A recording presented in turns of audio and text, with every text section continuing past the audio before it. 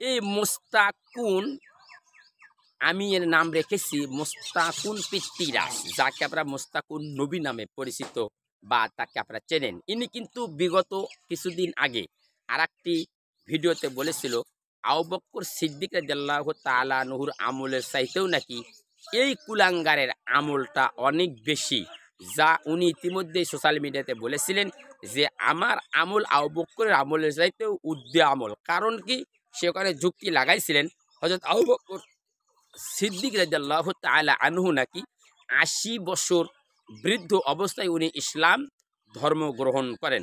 আমি একটা জিনিস আপনাদেরকে সুন্দর করে বোঝায় দেই। দেখেন, আবু বকর সিদ্দিক রাদিয়াল্লাহু তাআলা আনহু যখন ইসলাম গ্রহণ করেন, ওই সময় কিন্তু মক্কাতে ব্যাপক পরিমাণ জ্বালা যন্ত্রণা ছিল এবং রাসূল সাল্লাল্লাহু আলাইহি ওয়াসাল্লামের সাথে ইসলামিক দাওয়াত গ্রহণ করা এটা ছিল একটি সাহসিকতা।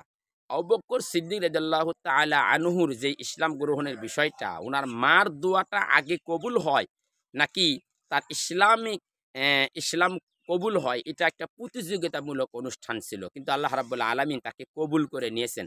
আবু বকর সিদ্দিক রাদিয়াল্লাহু তাআলা আনহু যেই সময় ইসলাম গ্রহণ করেছেন, সেই সময় যদি এই মোস্তাকিন থাকতো, একটা মুনাফিক, এই আবু জেহেলের সাথেও কথা বলতো এবং রাসূলুল্লাহর সাথেও সে ইসলামের পায়তারা করত। কারণ এর চরিত্রটাই হলো মুনাফিকের চরিত্র।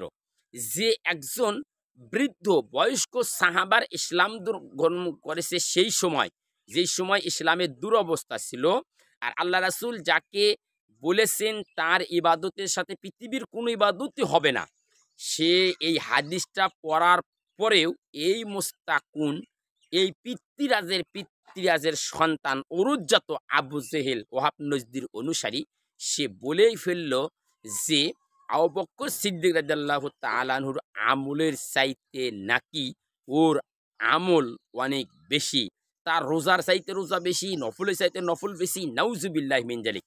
এর মৃত্যু হবে এমন একটি দুঃখজনক মৃত্যু, আজকে আমি পৃথিবীতে থাকি আর না থেকে বলে যাই, এর যখন মৃত্যু হবে পৃথিবীর মানুষের মৃত্যুর কথা শুনে ধিক্কার দেবে। যেমনভাবে একজন মাওলানা